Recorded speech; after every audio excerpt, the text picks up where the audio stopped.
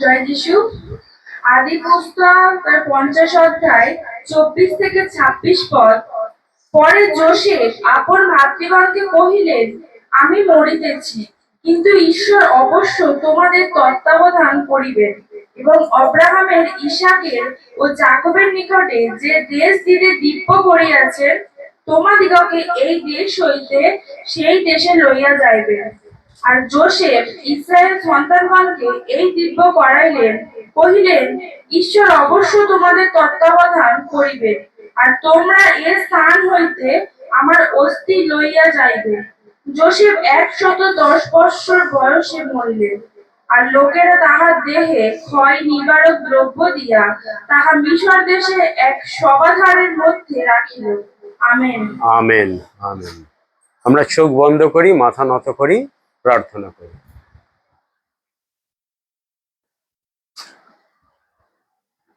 পবিত্র, সর্বশক্তিমান, মঙ্গলময়, দয়াময়, করুণাময়, জীবন্ত ঈশ্বর, তোমাকে ধন্যবাদ জানাই আমাদের সন্তানদের জন্য।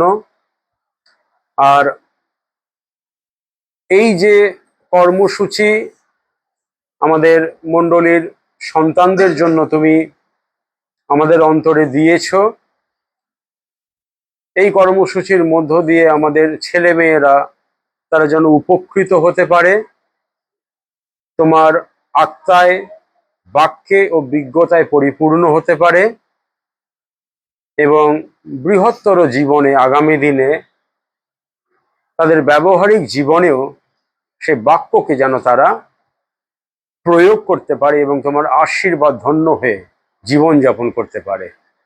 আর আজকে আমরা যে অংশ পাঠ করেছি আদি পুস্তক তার 50 অধ্যায় 24 থেকে 26 পদের অংশ, প্রভুগো, যোসেফের জীবন থেকে আমরা আজকে কিছু বিশেষ বিষয় শিক্ষা গ্রহণ করব। পবিত্র আত্মনিশ্বর, তুমি একমাত্র ও প্রধান শিক্ষক হয়ে আমাদের প্রত্যেককে তত্ত্বাবধান করো, চালিত করো, উপস্থিত প্রত্যেক ভক্ত সন্তানকে শিক্ষা গ্রহণে ইচ্ছুক আত্মা উপহার দাও। যিশুর নামে ভিক্ষা ও প্রার্থনা চাই, আমেন। আমরা পাঠ করেছি আদি পুস্তক 50 অধ্যায় 24 থেকে 26 পদ। আর যোসেফের জীবনটা আমাদের কাছে একটা অবিশ্বাস্য একটা চরিত্র। পুরাতন নিয়মে যে সমস্ত বিশেষ বিশেষ চরিত্র রয়েছে পুরাতন নিয়মে, তার মধ্যে অবশ্যই আমরা যোসেফকে অন্তর্ভুক্ত করতে পারি। অর্থাৎ পুরাতন নিয়মে মহান মহান চরিত্রগুলোকে নিয়ে যখনই আমরা চিন্তা করব, আলোচনা করব, তার মধ্যে যোসেফকে আমরা বাদ দিতে পারবো না। আর যোসেফের জীবনটা কেমন? এমন একটা পরিবারে যোসেফের জন্ম, 12 ভাই। আমাদের ছেলেমেয়েরা বললো না, ও ভাই ছিল তারা? বাবার নাম, মায়ের নাম রাহেল। আর যোসেফ কত নম্বর সন্তান ছিল? হ্যাঁ হ্যাঁ 11 নম্বর সন্তান। সর্বকনিষ্ঠ হচ্ছে বেঞ্জামিন, আর তার দ্বিতীয় সর্বকনিষ্ঠ 11 নম্বর সন্তানকে যোসেফ। আর যোসেফের মা আর বেঞ্জামিনের মা একই। যাকবের একাধিক বিবাহ ছিল, মোটামুটি 4টে বিবাহ। সে অনেক বড় গল্প, কিন্তু তার মানে এই নয় যে পুরাতন নিয়মে ঈশ্বর বহু বিবাহকে সমর্থন করতেন, এটা যেন আমরা মনে না করি। ঈশ্বর বরাবরই এক পুরুষ এক নারী এই পরিকল্পনা করেই বিবাহ ব্যবস্থাকে প্রতিষ্ঠিত করেছিলেন। আর যাকবের যে 12টা ছেলে, তার মধ্যে লেয়া হচ্ছে প্রথম, এবং তারপরে রাহেল হচ্ছে দ্বিতীয়। আবার এই লেয়া আর রাহেল এরা 2 বোন ছিল। এদের যে সমস্ত দাসী ছিল তাদেরকে উপপত্নী হিসাবে যাকব গ্রহণ করেছিল।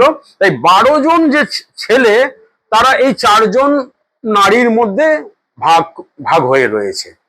আর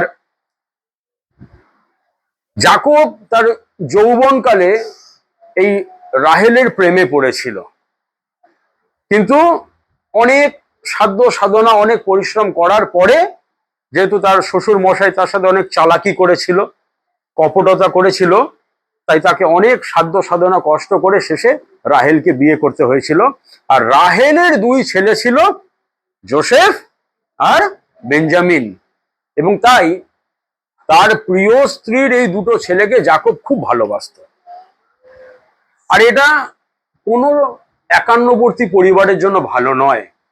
বাবা মা পক্ষপাতিত্ব করেও একজনকে ভালোবাসবে একেবারে প্রকাশ্যে, এই ধরনের বিষয় পরিবারের জন্য ভালো না, সন্তানদের জন্য ভালো না। আর যাকব এই বিষয়ে খুবই খোলামেলা ছিল, কোনো রাগ ঢাক ছিল না। এবং তাই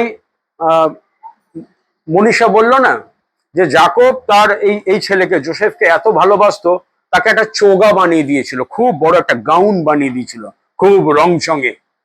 এবং ঈশ্বরতত্ত্ববিদরা বলেন যে তার ওই চোগাটা, গাউনটা এত বড়, ঠিক যেরকম ওই ফাদাররা যখন গাউন পরে বা ক্যাসাক পরে একেবারে পায়ে গিয়ে ঠেকে যায় না, গোড়ালিতে গিয়ে ঠেকে যায়।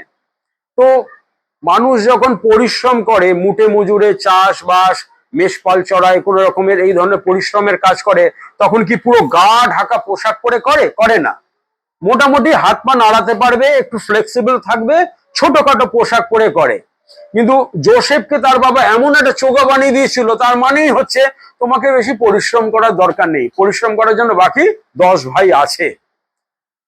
তাকে উল্টে এই 10 ভাইয়ের উপরে তদারকি করার জন্য, দেখাশোনা করার জন্য রেখেছিল। মানে বাকি 10 ভাই, তার থেকে বড় 10 ভাই, তারা কি করত, কি অন্যায় করত, কি ভুল করত, কি দোষ করত, সেই সমস্ত খবর যোসেফ তার বাবাকে, যাকবকে দিত। আর এই ব্যাপারটাকেও তার 10 ভাই ভালোভাবে নিত না। এবারটা আমাদের নামে চুগলি করে, হ্যাঁ, বাবার খবরই। তো বাবা যোসেফকে ভালোবাসতো, কারণ বাবার চোখে যোসেফ খুব বিচক্ষণ ছিল, শান্ত স্বভাবের ছিল। এবং তাই তাকে খুব ছোট বয়স থেকে, বাইবেলে তার প্রথম যে বয়স উল্লেখ করা হয়েছে, যখন তার বর্ণনা আমরা পাই আদি পুস্তক 37 অধ্যায়, তখন তার বয়স হচ্ছে 17 বছর। দেবার বয়স কত? হ্যাঁ, 14। এই মেয়েদের বয়স জিজ্ঞেস করতে নেই। 19। তোমার থেকে ছোট ছিল, তোর সমবয়সী ছিল, তোমার থেকে 3 বছরের বড় ছিল। 17 বছরের একজন যুবক বালক, তাকে বাবা এত ভালোবাসতো, এত বিশ্বাস করত, যে বাড়ির দেখাশোনা, তদারকি, তত্ত্বাবধানের সমস্ত দায়িত্ব তাকে দিয়ে রেখেছিল, এবং ভালো মন্দ সব খবর তার থেকেই নিত। উপরন্ত কি হলো, এই যোসেফ স্বপ্ন দেখলো, যেটা আমাদের অরিত্র বলার চেষ্টা করলো। দুটো স্বপ্ন দেখেছিল, একটা হচ্ছে সূর্য, চন্দ্র, গ্রহ, নক্ষত্র, আরেকটা হচ্ছে শস্যর আঁটি বা দানা। এবং সেই স্বপ্ন অনুসারে সে তার বাবাকেও জানালো, তার দাদাদেরকেও জানালো। তার মানে হচ্ছে যে একদিন আমার বাবা মা এবং আমার দাদারা আমার কাছে নত মস্তকে প্রণাম করবে, আমাকে সম্মান করবে, আমার কাছে ছোট হবে। এটা শুনে তার বাবাও তাকে ধমক দিল, এ কি ধরনের স্বপ্ন তুমি দেখো, হ্যাঁ, আমরা তোমার বাবা মা, আমরাও তোমাকে প্রণাম করব।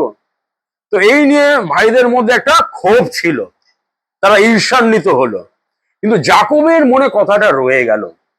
ঠিক দেখবেন ওই যিশুর জন্মের সময় গাব্রিয়েল দূত গিয়ে যখন মরিয়ম যোসেফকে সমস্ত প্রত্যাদেশ দিয়েছিল, এবং বাইবেল বলে যে মরিয়মের অন্তরে সেই সমস্ত কথা কিন্তু রয়ে গিয়েছিল, ঠিক সেইভাবে যাকবের অন্তরেও যোসেফ স্বপ্ন দেখে যেগুলো বলেছিল, যাকব সেগুলোকে স্মরণে রেখেছিল, ভুলে যায়নি। এবং আমরা যদি আদি পুস্তক 37 অধ্যায় দেখি, যে যোসেফ 17 বছর বয়সে, এক পদে 17 অধ্যায় 37 অধ্যায় 1 পদে, যোসেফ 17 বছর বয়সে আপন ভ্রাতৃগণের সহিত পশুপাল চড়াইতো। তারপরে 3 পদের দিকে যদি চোখ রাখেন, যোসেফ ইসরায়েলের বৃদ্ধাবস্থার সন্তান, এই জন্য ইসরায়েল সকল পুত্র অপেক্ষা তাহাকে অধিক ভালোবাসিতেন, এবং তাহাকে একখানি চোগা প্রস্তুত করিয়া দিয়াছিলেন। এবং তারপরে আমরা যদি আরো এগিয়ে যাই, আমরা যদি 37 অধ্যায় 20 পদের দিকে, 19-20 পদের দিকে চোখ রাখি, 19 থেকে আমি পাঠ করছি। তাহারা পরস্পর কহিল, ওই দেখো স্বপ্ন দর্শক মহাশয় আসিতেছেন। এটা কোন সময়ের ঘটনা? যখন কোনো এক সময় 10 ভাই মেষপাল চড়াতে মাঠে গিয়েছিল এবং তাদের বাবা যাকব যোসেফকে বলল, এই তুমি কিছু খাবার দাবার নিয়ে দাদাদের কাছে যাও, দাদারা কোন সকালে গেছে, কেমন আছে না আছে তুমি একটু খোঁজ নাও, আর এই খাবারগুলো নিয়ে যাও, দাদাদেরকে দেখো, দেখভাল করে এসে আমাকে জানাবে। এবং বাধ্য ছেলের মতন যোসেফ যা কিছু জল খাবার তার বাবা দিয়েছিল সেগুলো গুছিয়ে নিয়ে দাদাদের খোঁজে বেরিয়ে গেল। এবং যেতে যেতে খুঁজতে খুঁজতে কোথাও পাচ্ছে না, কোথায় পাচ্ছে না, সেখানে একজনকে জিজ্ঞাসা করলো, আপনারা এরকম দেখেছেন কয়েকটা ছেলেকে, তারা মেষ ভেড়া চড়ায়? ওরা বললো, হ্যাঁ আমরা শুনেছি, তারা পরস্পর বলা বলি করছিল যে আমরা অমুক দিকে যাচ্ছি। তখন যোসেফ তাদের কথা শুনে সেই দিকে চলে গেল এবং তাদেরকে খুঁজে পেল। যখন যোসেফ দূর থেকে হেঁটে হেঁটে আসছে, তখন এই 10 ভাই দূর থেকে যোসেফকে দেখতে পেয়েছে, ওই যে আসছে। তখন তারা কি বলছে 20 পদে দেখুন, যোসেফকে দূর থেকে আসতে থেকে তারা বলছে, ওই দেখো স্বপ্ন দর্শক মহাশয় আসিতেছেন, এখন আইসো, আমরা উহাকে বধ করিয়া একটা গর্তে ফেলিয়া দিই, পরে বলিব কোন হিংস্র জন্তু তাহাকে খাইয়া ফেলিয়াছে, তাহাতে দেখিব উহার স্বপ্নের কি হয়। বেটা খুব স্বপ্ন দেখে না, আমাদের মাথার উপরে বসতে চায়, আমাদের শাসনকর্তা হতে চায়, আজকে ওকে আমরা জব্দ করব। আর ঠিক সেটাই ওরা করলো। যখন যোসেফ আসলো, ওর থেকে ও গা থেকে চোগাটা খুলে ছিঁড়ে তাকে একদম ধরে চড় থাপ্পড় মেরে প্রথমে মারার পরিকল্পনা করেছিল, গর্তে ফেলে দিয়েছে। কিন্তু তাদের বড় ভাই রুবেন বলল, ছি ছি ছি, ও তো আমাদের ছোট, ওর রক্তের দায় কেন আমরা নেব, ওকে প্রাণে মারবো না, ওর রক্তের দায় আমরা হব না, বরং আমরা ওকে একটুখানি শাস্তি দেবো বলে ও কি করলো, বাকি 10 ভাইয়ের থেকে ছোট ভাইকে বাঁচাবার চেষ্টা করলো। তো যাই হোক, ওকে গর্তের মধ্যে ফেলে দেওয়া হয়েছে। ইতিমধ্যে রুবেন কোনো জায়গায় গেছে। হ্যাঁ, আর তখন কি হয়েছে, কিছু তোমরা সবাই বলছিলে ইসরায়েলীয় না ইসমাইলীয়, হ্যাঁ, কিছু ইসমাইলীয় বণিক অন্য দিক থেকে আসছিল।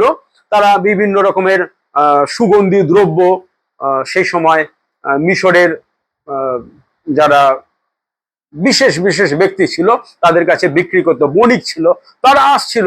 তখন এরা বলল, একে প্রাণে মেরে তো আমাদের কোনো লাভ নেই, বরং একে যদি আমরা বিক্রি করে দিই 2 টাকা আসবে, আমরা লাভবান হব, আর এর ঝামেলা আমাদের মাথা থেকে যাবে, আর আমাদের উপরে খবরদারি করতে পারবে না।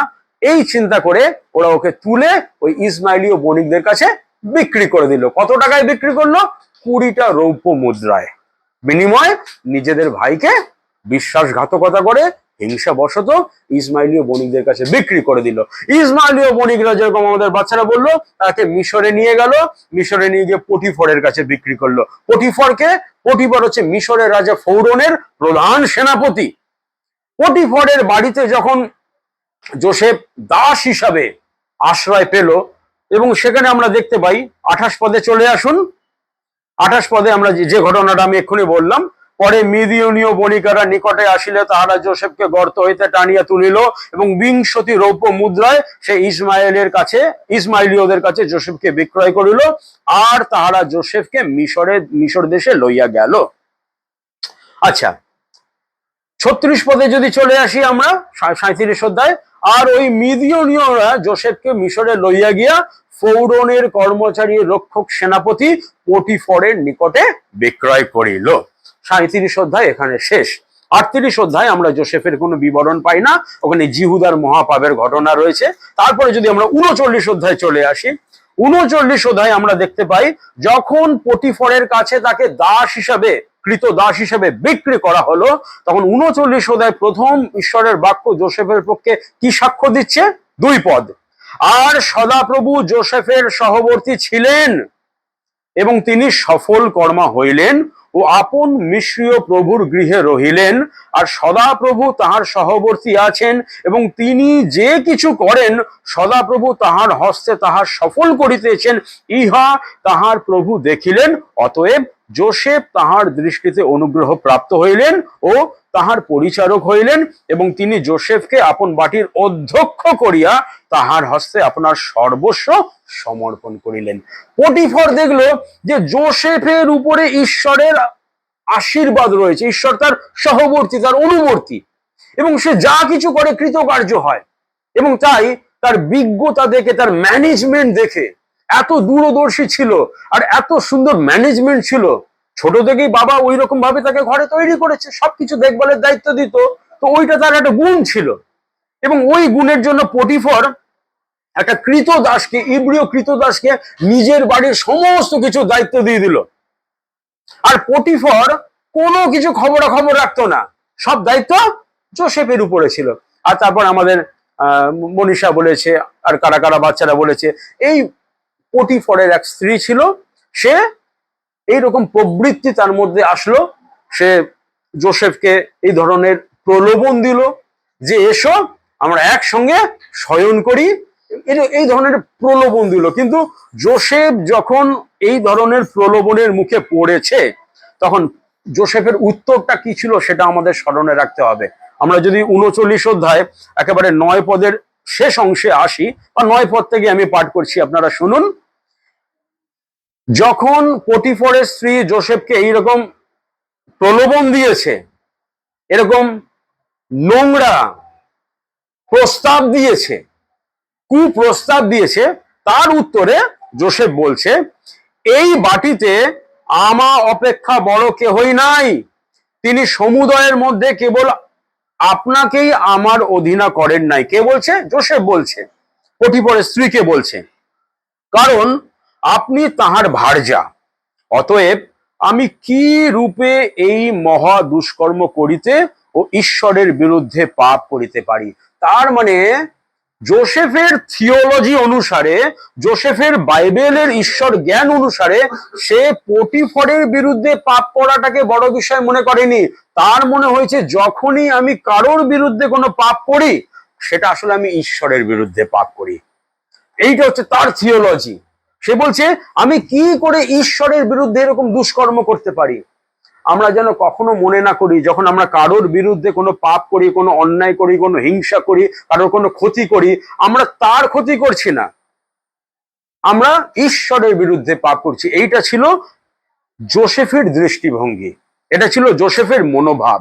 আর এই মনোভাবের জন্য ঈশ্বর তার সহবর্তী ছিলেন, এবং সে যা কিছু করতো ঈশ্বর তাকে কৃতকার্য করতেন। তারপরে যদি আমরা আরো এগিয়ে যাই, যে এই পটিফরের স্ত্রী যখন একেবারে নাছোড় বান্দা, কোনো এক সময় সেরকম পরিস্থিতি দেখে তাকে ফাঁদে ফেলার জন্য ঘরে কেউ ছিল না, যোসেফকে একা পেয়েছে, আর তখন তাকে যখন ওই রকম কোলাকুলি করছে, তখন যোসেফ সেই কুপ্রস্তাব, মন্দ প্রস্তাব থেকে, পাপ থেকে নিজেকে রক্ষা করার জন্য সেখান থেকে দৌড়ে পালিয়ে যায়। আর পটিফরের স্ত্রী কি করে?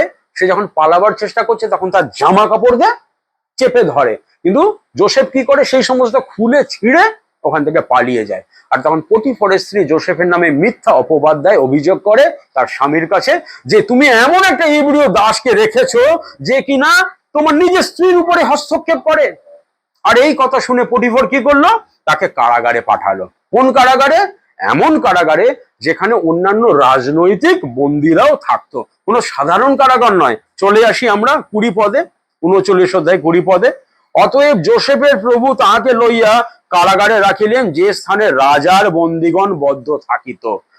যারা রাজদ্রোহী, রাজার বিরুদ্ধে কোনো অপরাধ করত, যে কারাগারে রাখা হতো, সেই কারাগারে যোসেফকে রাখা হলো। আরো অনেক কারাগার ছিল, সাধারণ অপরাধীদেরও কারাগার ছিল, কিন্তু ঈশ্বরের সার্বভৌমত্ব অনুসারে, ঈশ্বরের পরিকল্পনা অনুসারে যোসেফ কোন কারাগারে গেল? যেখানে রাজার বন্দীগণরা বদ্ধ ছিল। আর এখানে দুজন বিশেষ বন্দী ছিল। একজনকে বলা হচ্ছে যে ফৌরনের পানপাত্র বাহক, আরেকজনকে বলা হচ্ছে ফৌরনের মোদক। পানপাত্র বাহক মানে কি? ফৌরন যখনই কোনো পানীয়, দ্রাক্ষারস জাতীয় কোনো কিছু পানীয় গ্রহণ করত, তো সেটা তো অনেকের হাত দিয়ে হয়ে তারপরে প্রধান যে পানপাত্র বাহক তার হাতে এসে পৌঁছাতো, এবং সে সেটাকে ফৌরনের হাতে গিয়ে দিত, তারপরে ফৌরন সেটাকে পান করত বা গ্রহণ করত, এবং তাকে বলা হয় প্রধান পানপাত্র বাহক। এই প্রধান পানপাত্র বাহকও কোনো একটা চক্রান্ত, ষড়যন্ত্রের অভিযোগে তাকে রাজ কারাগারে বন্দী থাকতে হয়েছে। ওদিকে মোদক, মোদক কাকে বলে? ইংলিশে বলে বেকার, হ্যাঁ, যারা রুটি বা যে সমস্ত খাবার আটা ময়দা পিষ্টক দিয়ে সেকে যেগুলো বানানো হয় তাকে বলে বেকার। যেগুলো বেকিং করে, যেরকম এখন কেক পাউরুটি এগুলো বেকিং হয়, তো তো সেরকম প্রধান মোদক, যে রাজা কোন খাবার খাবে, রুটি জাতীয় যা কিছু যার হাতে আসতো এবং যার হাত থেকে রাজা খাদ্য গ্রহণ করো, সেও কিন্তু এই ধরনের অভিযোগে অভিযুক্ত ছিল এবং সেও কোথায় বন্দী ছিল? ওই একই রাজ কারাগারে বন্দী ছিল। তার কারণ কি? তার কারণ এই দুজনের বিরুদ্ধে অভিযোগ ছিল যে এরা ফৌরনকে কোনোভাবে ফুড পয়জনিং করে খাবারের মধ্যে বিষক্রিয়া করিয়ে ফৌরনকে মারার চেষ্টা করেছিল। এই অভিযোগে এদের দুজনকেও কোথায় রাখা হয়েছিল? রাজ কারাগারে রাখা হয়েছিল। আর সেই কারাগারে গিয়ে কে পড়লো? জোসেফে পড়লো। ঈশ্বরের পরিকল্পনা, তার সার্বভৌমত্ব। এবার সেইখানে সেই কারাগারের যে শাসক ছিল, মানে প্রধান ছিল, সে দেখলো যে জোসেফ খুব নিপুণ, খুব দক্ষ, আর সে যা কিছু করে ঈশ্বর তার সহবর্তী, সে কৃতকার্য হয়। তখন ওই জেলখানাতেও সেই প্রধান যে জেলের ব্যক্তি ছিল, সে জোসেফকে সব দায়িত্ব দিয়ে দিল। ও বন্দী হয়ে গেছে, জোসেফ জেলে বন্দী হয়ে গেছে, একজন অভিযুক্ত হয়ে গেছে, দোষী হয়ে গেছে, কিন্তু ঈশ্বরের এমন দয়া, জেলেও তাকে প্রধান দায়িত্ব দেয়া হলো এবং সমস্ত যত কারাগারে যত দোষী ছিল, বন্দী ছিল, সবাইকে তত্ত্বাবধান করা, দেখাশোনা করা, পুরো ম্যানেজমেন্ট ওর হাতে চলে আসলো। বাড়ি থেকে শুরু করে, পটিফারের ঘর থেকে শুরু করে কারাগার পর্যন্ত যেখানে যায়, মাটিতে হাত দিলে যেরকম মাটি সোনা হয়ে যায় না, ওটাকে বলে মিদাস টাচ, ইংলিশে বলে মিদাস টাচ। তো জোসেফের মধ্যে ওরকম একটা ওরকম স্পর্শ ছিল, পরশ ছিল, যেখানে যেত ঈশ্বর তার সহবর্তী থাকতো এবং নিপুণ দক্ষতার জন্য, বিজ্ঞতার জন্য, বিশ্বস্ততার জন্য সমস্ত দায়িত্ব পেয়ে যেত, অধ্যক্ষ হয়ে যেত। আমাদের ছেলেমেয়েরা যদি এরকম ঈশ্বরের দয়া অনুগ্রহে থাকে কিরকম লাগে। এবং একদিন জোসেফ তার দায়িত্ব অনুসারে দেখলো এই প্রধান পানপাত্র বাহক আর মোদক মুখ শুকনো করে বসে আছে। তখন জোসেফ বলল, কি হয়েছে তোমাদের? তোমাদের মুখ শুকনো কেন? তখন ওরা বলছে, আমরা একটা স্বপ্ন দেখেছি, কিন্তু সেই স্বপ্নের মানে করতে পারছি না আমরা। তখন জোসেফ বলল, স্বপ্নের অর্থ তো ঈশ্বরই করেন, ঈশ্বর তোমাদের মঙ্গল করুক, একটু আমাকে বলো, যদি ঈশ্বরের ইচ্ছা হয় আমি তার অর্থ ব্যাখ্যা তোমাদের করে দেবো। তখন এরা দুজনই যে যে স্বপ্ন দেখেছে জোসেফকে বলল। তখন যে পানপাত্র বাহক ছিল তাকে জোসেফ বলল যে, আপনার স্বপ্নের মানে হচ্ছে 3 দিনের মধ্যে ফৌরন আপনাকে কারাগার থেকে মুক্ত করে নিয়ে যাবে, আর আপনি যে দায়িত্বে ছিলেন সেই দায়িত্বে আবার আপনাকে বহাল করবে, আপনাকে গৌরবান্বিত করবে, আপনি আপনার হারানো সেই গৌরব ফিরে পাবেন। আর অন্যদিকে মোদক, সেও ভাবলো, এই তো দারুণ খবর, তো তাহলে আমার স্বপ্নটা ওই রকমই কিছু হবে।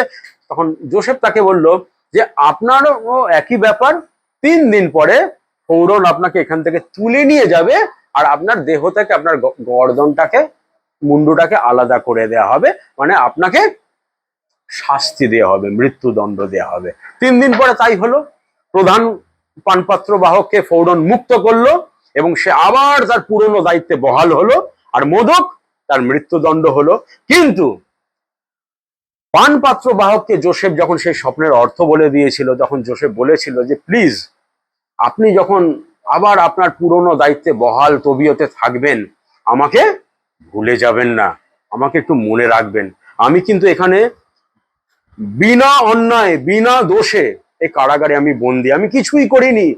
আমার ভাইরা আমাকে একরকম অন্যায় পূর্বক ইসমাইলীয়দের কাছে বিক্রি করে দিয়েছিল, তারা মিশরীয়দের কাছে বিক্রি করেছে, আর আমি আমার পরিবার, আমার নিজের জন্মভূমি সব থেকে ভিটে ছাড়া হয়ে এই কারাগারে আমি বদ্ধ রয়েছে, আমাকে একটু স্মরণে রাখবেন, আমাকে ভুলে যাবেন না।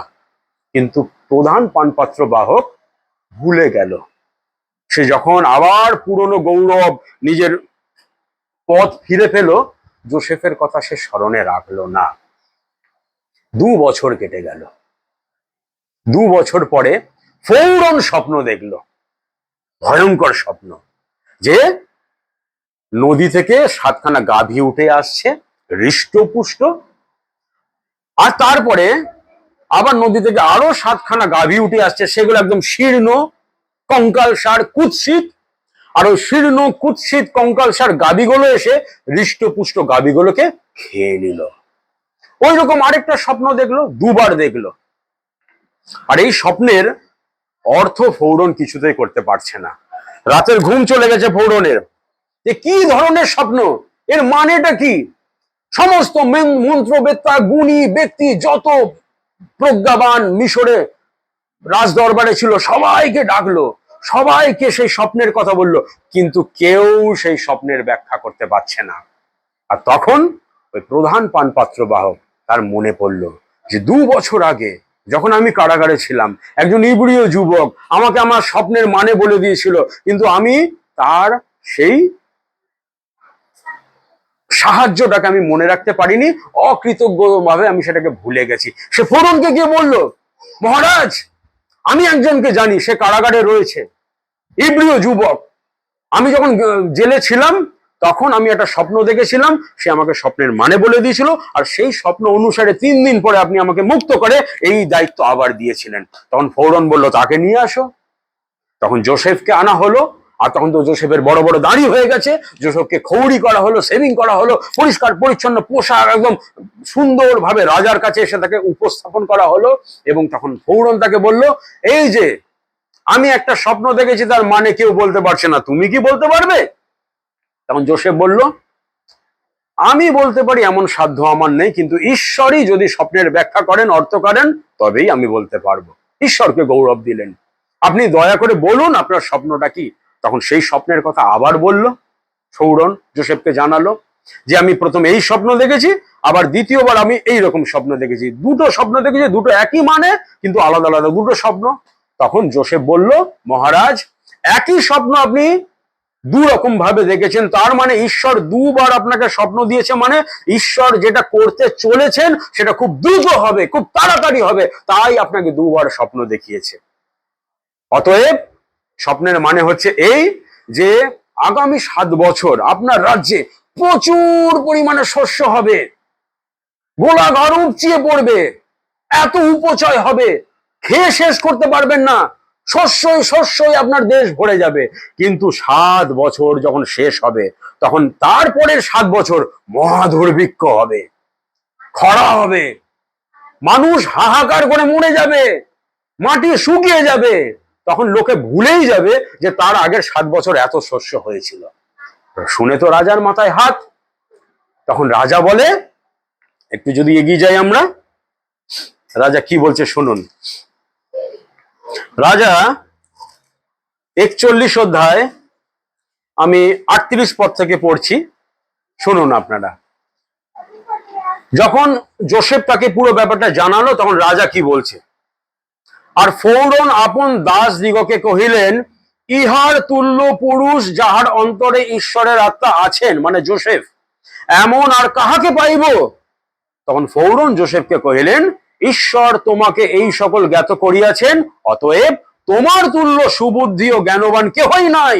তুমি আমার বাটির অধ্যক্ষ হও, আমার সমস্ত প্রজা তোমার বাক্য শিরোধার্য করিবে, কেবল সিংহাসনে আমি তোমা হইতে বড় থাকিব। যোসেফকেই ফৌরন দায়িত্ব দিল, কারণ বাড়িতে বাবা তাকে ম্যানেজমেন্টের দায়িত্ব দিয়ে রেখেছিল, পটিফর তার বাড়িতে, সেখানেও ম্যানেজমেন্টের দায়িত্ব দিয়ে রেখেছিল, জেলখানায় কারাগারে গেছে, সেখানেও ম্যানেজমেন্টের দায়িত্ব ছিল। এবার গোটা মিশর দেশের উপরে তাকে প্রধানমন্ত্রী করা হলো। যে কিভাবে এই 7 বছরে যখন উপচয় হবে, এই শস্যগুলোকে সংগ্রহ করে রাখা যায়, গোলাঘর ভরে রাখা যায়, যখন 7 বছর দুর্ভিক্ষ হবে, মানুষ অনাহারে যেন মরে না যায়, এই দায়িত্ব আমি তোমাকে দিলাম। তুমি পুরো, তোমার কথায় সবাই উঠবে, তোমার কথায় সবাই বসবে, তুমি যেদিকে যেমন বলবে তেমন হবে, শুধু সিংহাসনে আমি তোমার থেকে বড়, বাকি সব দায়িত্ব তোমার। এই হচ্ছে যোসেফের উত্থান। কিন্তু এবার আজকের টেক্সটে আমরা আসি। আমি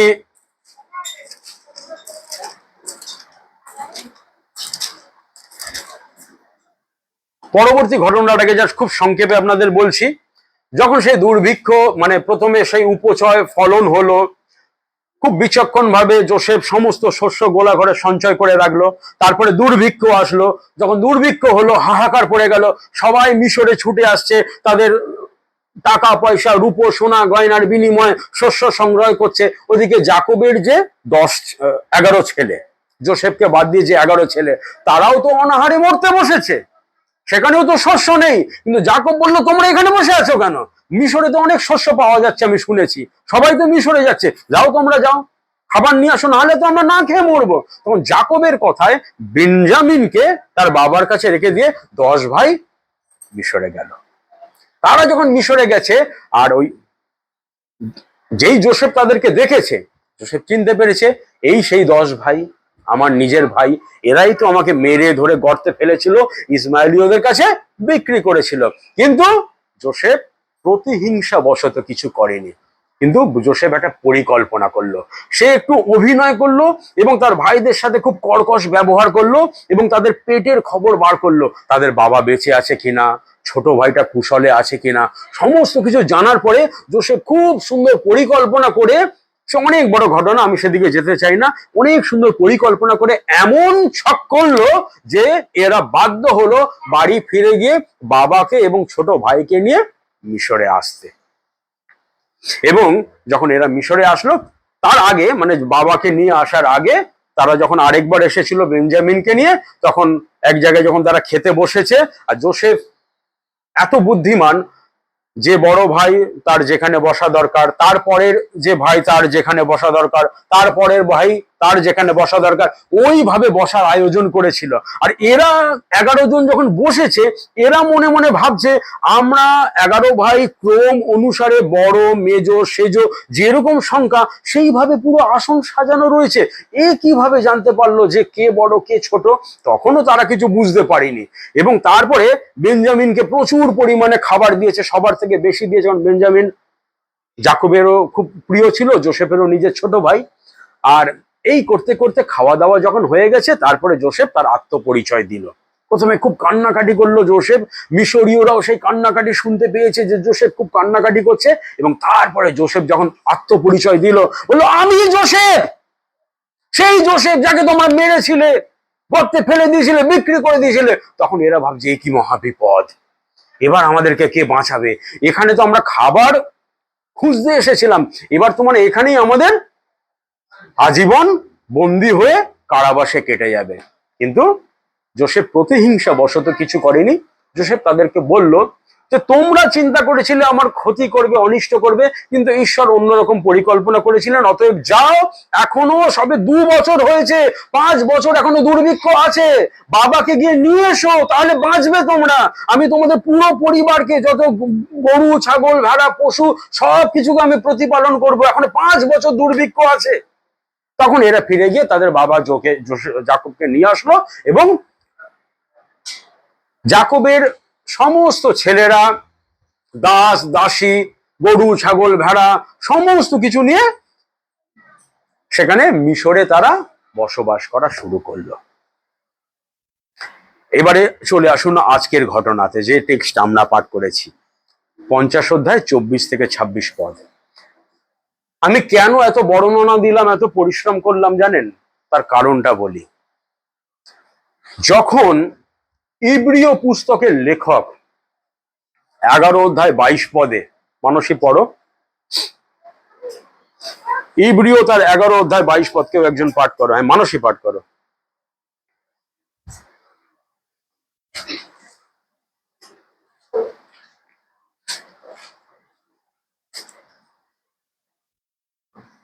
ইব্রিয়দের 11 অধ্যায় 22 পদ।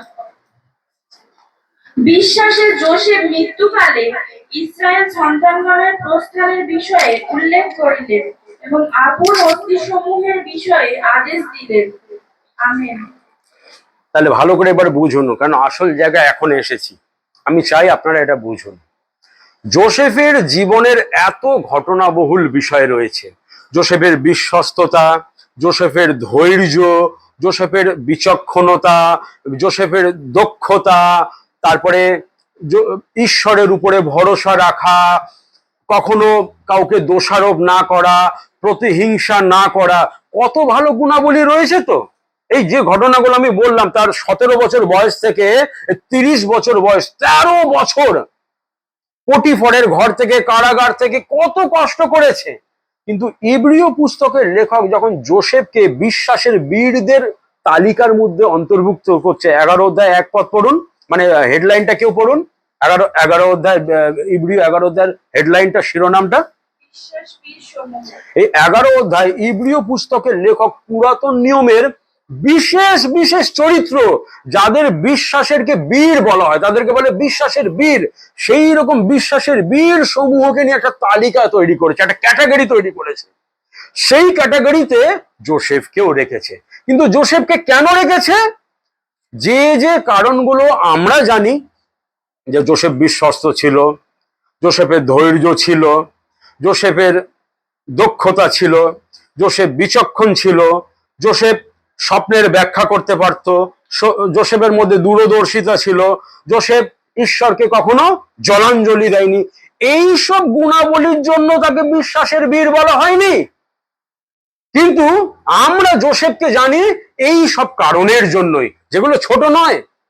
কিন্তু ইব্রিয় পুস্তকের লেখক 11 অধ্যায় 22 পদ অনুসারে তাকে বিশ্বাসের বীর বলছে। কেন জানেন? যেটা আজকে 24 থেকে 26 পদে আমরা পড়েছি আদি পুস্তক।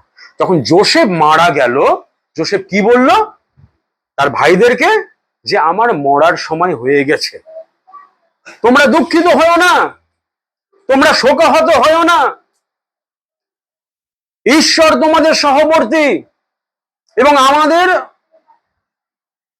পিতৃপুরুষ অব্রাহামের কাছে, ইসাহাকের কাছে, যাকবের কাছে ঈশ্বর যে প্রতিজ্ঞা করেছিলেন, তার সেই প্রতিজ্ঞা অনুসারে তিনি এই মিশর থেকে তোমাদেরকে উদ্ধার করবেন, আর তোমরা আমাকে এই মিশরে কবর দেবে না।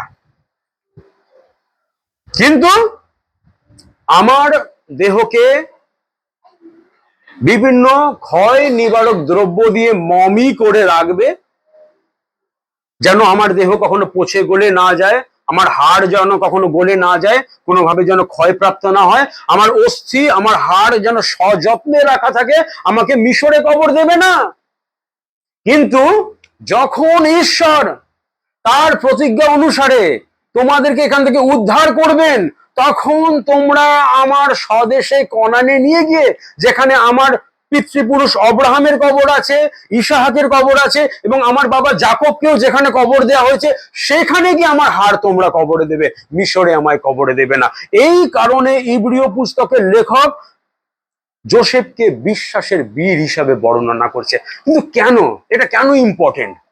কবর এখানে দিক বা সেখানে দিক, কি যায় আসে? সেটা একটু ছোট্ট করে আমাদের বুঝতে হবে। 4টে বিষয় খুব দ্রুত বলবো, মন দিয়ে শুনবেন। 1 নম্বর বিষয়, মিশরীয়দের মধ্যে একটা ধর্মতত্ত্ব ছিল। তাদের ধর্মতত্ত্ব অনুসারে মিশরে যাদের কবর হবে, পরকালে গিয়ে তাদের পুনরুত্থান সম্ভব। কিন্তু মিশরের সীমার বাইরে যাদের কবর হবে, পরকালে গিয়ে তাদের পুনরুত্থান হবে না। এটা তাদের পৌরাণিক ধর্মতত্ত্ব। তাই তারা মনে করতেন, সে স্বদেশী হোক আর বিদেশি হোক, মিশর হচ্ছে একটা বিশেষ জায়গা, ভূমি। এখানে যাদের কবর হবে, পরকালে একমাত্র তাদেরই পুনরুত্থান হতে পারে। কিন্তু যোসেফ ঈশ্বরকে শুধু ভালোই বাসতেন না, ঈশ্বরকে শুধু বিশ্বাসই করতেন না, যোসেফের যে থিওলজি, যোসেফ জানতেন যে আমি যে ঈশ্বরে বিশ্বাস করি, অব্রাহামের ঈশ্বর, ইসাহাকের ঈশ্বর, যাকবের ঈশ্বর, তিনি, আমি মিশরে কবর হই কি আমি পৃথিবীর যে প্রান্তেই কবর হই, তিনি আমাকে পুনরুত্থিত করবেন শেষ কালে। পুনরুত্থানের কথা শুধু নূতন নিয়মে নেই, পুনরুত্থানের কথা পুরাতন নিয়মেও রয়েছে। এবং তাই যোসেফ তার ভাইদেরকে বললেন যে আমাকে এখানে কবর দেবে না। অর্থাৎ মিশরীয়দের যে বিশ্বাস, যে ধর্মতত্ত্ব, যে ঈশ্বরতত্ত্ব, সেটাকে চ্যালেঞ্জ করলেন এবং তাদের বললেন যে যত বছরই কেটে যাক, কিন্তু আমাকে কনানেই কবর দেবে। কারণ তার বিশ্বাস ছিল যে আমি যে ঈশ্বরে বিশ্বাস করি, সেই ঈশ্বর কোনো একটা ভৌগোলিক অবস্থানের মধ্যে সীমাবদ্ধ নন, তিনি গোটা বিশ্ব ব্রহ্মাণ্ডের ঈশ্বর। এটা হচ্ছে 1 নম্বর। 2 নম্বর কারণ, সেটাকে আমরা বলতে পারি রিডেমটিভ। যদি ভালো করে আমরা পড়ি, যাত্রা পুস্তক 13 অধ্যায়, আমরা 18-19 পদ আপনারা নোটস নিয়ে রাখতে পারেন। এখন সময়ের অভাবে পড়বো না, বা সবার শেষে গিয়ে যদি প্রয়োজন হয় ওই অংশটা পড়বো। জোসেফ জানতেন অব্রাহামের কাছে যে প্রতিজ্ঞা করা হয়েছিল, আদি পুস্তক 15 অধ্যায়, যখন অব্রাহামকে ঘোর নিদ্রায় মগ্ন করা হয়েছিল, তখন অব্রাহামের কাছে ঈশ্বর বলেছিলেন যে একদিন তোমার মধ্য দিয়ে যে জাতিকে আমি উৎপন্ন করব, সেই জাতি কিন্তু পরদেশে তারা বন্দী হয়ে দাসত্ব জোয়ালিতে বদ্ধ থাকবে, তারা হাহাকার করবে, তারা কান্নাকাটি করবে, তারা অনেক কষ্ট থাকবে, কিন্তু তারপরে আমি তাদেরকে উদ্ধার করব। জোসেফও তার দূরদর্শিতায় এটা জানতেন, এবং তাই জোসেফ চেয়েছিলেন তার দেহটা সবাধারে একটা স্মারক হিসাবে, মেমোরিয়াল হিসাবে থাক। যখন তার পরবর্তী জেনারেশন, প্রজন্ম ইব্রিয়রা যখন দাসত্ব জোয়ালিতে কান্নাকাটি করবে, কষ্ট পাবে, নির্যাতনের মধ্য দিয়ে যাবে, তখন জোসেফের স্মারক, মেমোরিয়াল দেখে তারা যেন অনুপ্রাণিত হতে পারে। ঠিক যেরকম আমরা যেরকম আজও 15 আগস্টে সে নেতাজি সুভাষচন্দ্র হোক, কি ভগৎ সিং হোক, কি ক্ষুদিরাম হোক, তারা নেই, কিন্তু তাদের ছবি দেখে আমরা অনুপ্রাণিত হই যে এরা দেশের জন্য এত কিছু করে গেছে। জোসেফও চেয়েছিল তার দেহটাকে ক্ষয় নিবারক দ্রব্য দিয়ে যখন সুরক্ষিত করে প্রিজার্ভ করে রাখা হবে, এমন একটা সবাধারে রাখা হবে, সেটা মেমোরিয়াল, স্মারক, সবাই যখন দেখবে স্মরণে রাখবে যে কোনো এক সময় জোসেফ নামে একজন ব্যক্তি, ইব্রিয় ব্যক্তি, এই মিশরের প্রধানমন্ত্রী ছিল, এবং তাকে ঈশ্বর এমন ক্ষমতা, এমন আশীর্বাদ করেছিলেন যে তার মধ্য দিয়ে পুরো ইসরায়েল জাতি রক্ষা পেয়েছিল। আর এইটা স্মরণ করে তারা যেন অনুপ্রাণিত হতে পারে, যত কষ্টই হোক। 2 নম্বর কারণ।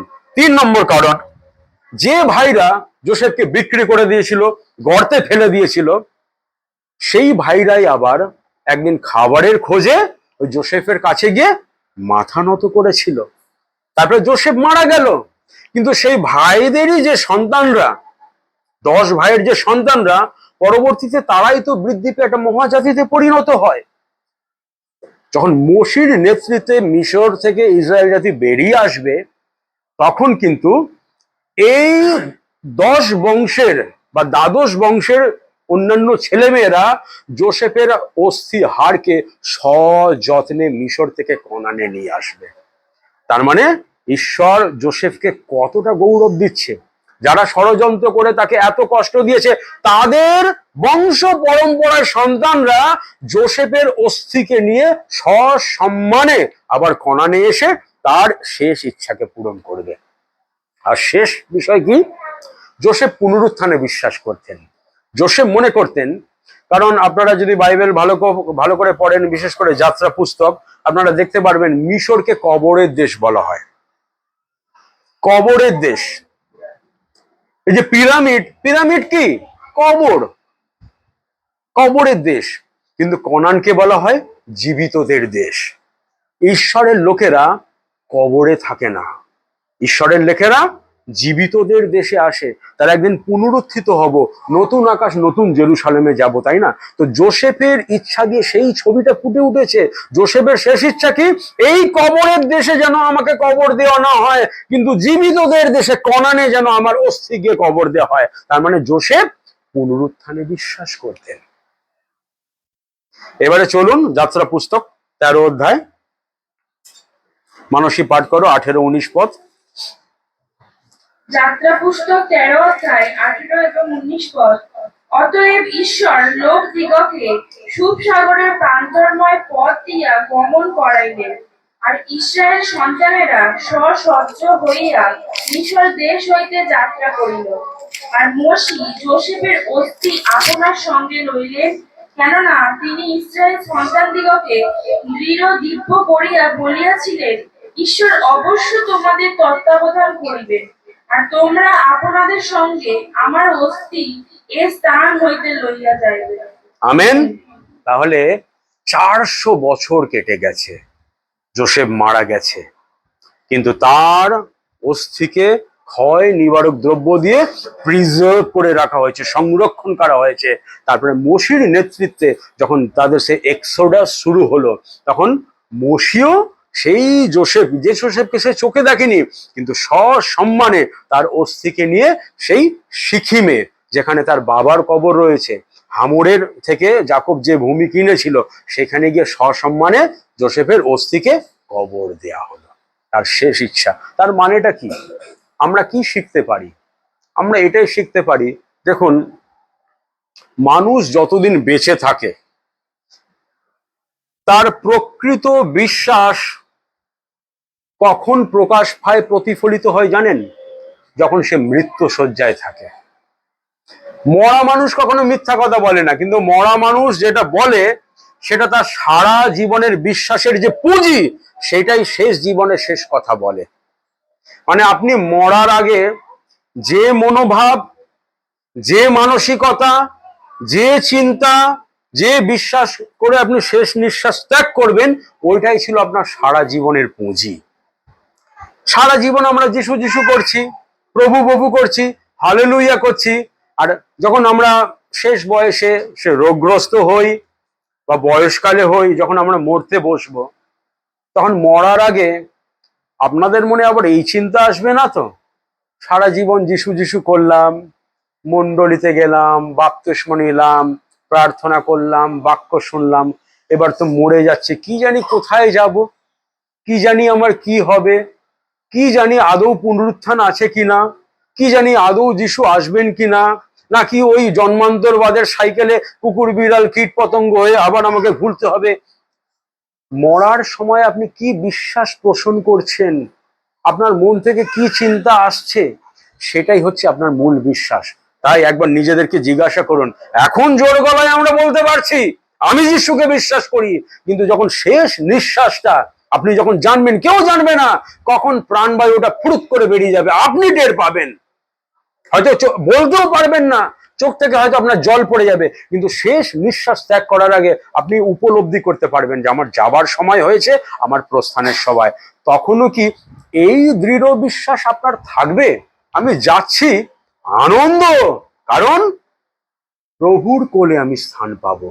আর আমার প্রভু আমার এই দেহকে, এই অস্থিকে ক্ষয় পেতে দেবে না, তিনি আবার আমাকে রূপান্তরিত করবে, পুনরুত্থিত করবে, এবং আমি আবার রক্ত মাংসে দেহে একদিন রাজাদের রাজা প্রভুদের সাথে তার আবাসে, তার অনন্তকাল ধরে তার গৌরব প্রশংসা করব।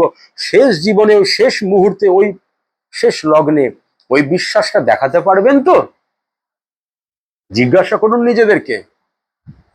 এখন রক্ত গরম, এখন তাই বিশ্বাস দেখাচ্ছেন, কিন্তু যখন আপনি সব থেকে দুর্বল হবেন, কখন? মরার শেষ লগ্নটা, মরার আগের শেষ মুহূর্তটা, তখন আপনি সব থেকে দুর্বল, তখন যেন এই একই বিশ্বাস আপনার থাকে। জোসেফের ছিল। জোসেফ মরার আগে বলছে, যাই হয়ে যাক আমাকে এখানে কবর দেবে না, কারণ জোসেফের বিশ্বাস ছিল অব্রাহামের ঈশ্বর, ইসাকের ঈশ্বর, যাকবের ঈশ্বর এই মিশর থেকে তার বংশধরদেরকে উদ্ধার করবে এবং তাদেরকে আবার কনানে প্রতিজ্ঞাত দেশে নিয়ে যাবে, এবং তার অস্থি সেখানে কবর পাবে। 434 বছর লেগেছে সেটা পূর্ণ হতে, কিন্তু জোসেফ এই বিশ্বাস নিয়েই মরেছিলেন। তো এই বিশ্বাস নিয়ে আমরা মরতে পারবো তো? কি মনে হয়? আর না হলে কোনো লাভ নেই। আর তাই ইব্রিয় পুস্তকের লেখক জোসেফকে বলছে বিশ্বাসের বীর, আমরা যেন স্মরণে রাখি। আর জোসেফের জীবন ঈশ্বরের সার্বভৌমত্বের কথা বলে। তার মানেটা কি জানেন? একটা বাইবেল পদ বারবার বলি, ছেলে মেয়েদেরকে মুখস্থ করাবেন, নিজেরাও মুখস্থ করবেন। রোমিও 8 অধ্যায় 28 পদ। কে বলতে পারবেন বাইবেল না দেখে? আর যাহারা ঈশ্বরকে প্রেম করে, যাহারা তাহার সংকল্প অনুসারে আহুত, তাহাদের পক্ষে সকলই মঙ্গলার্থে একসঙ্গে কার্য করিতেছে। আমেন। আপনার জীবনে ঝড়, জল, ঝাপটা, ভূমিকম্প, আমফান, তুফান যাই আসুক না কেন, জোসেফের মতন সব সময় যাবেন ঈশ্বর নিয়ন্ত্রণে আছেন। তিনি আপনার জীবনের প্রত্যেকটা মুহূর্ত, প্রত্যেকটা ঘটনাকে তার গৌরবের জন্য, আপনার মঙ্গলের জন্য ব্যবহার করার জন্য সুপরিকল্পিতভাবে আপনার জীবনে কার্য করছেন। জোসেফ কখনো হতাশ হয়নি, কিন্তু ঈশ্বরের সার্বভৌমত্ব, তার প্রভিডেন্স অনুসারে জোসেফ জানতো যে প্রভু তাকে কোথায় নিয়ে যাচ্ছে, তাকে দিয়ে কি করাবে। এবং তাই 50 অধ্যায় 19-20 পদটা পড়ে আমরা শেষ করব। মানসী পাঠ করো।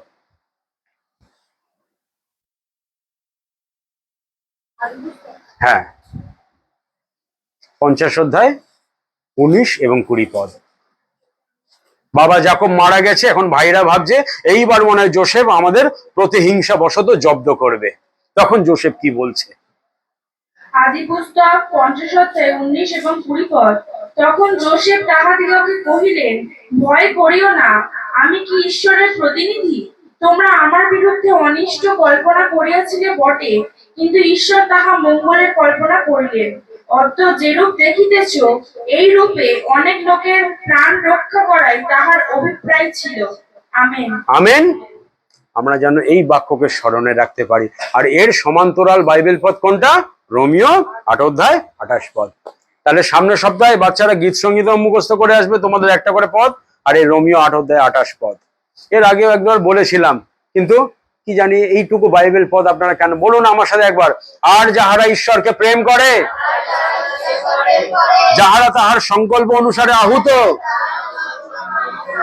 তাহাদের পক্ষে সকলই মঙ্গলার্থে একসঙ্গে কার্য করিতেছে। বাঙালিরা বলে কি, ঈশ্বর যা করেন এইখান থেকে চুরি করা। আসুন আমরা প্রার্থনা করি।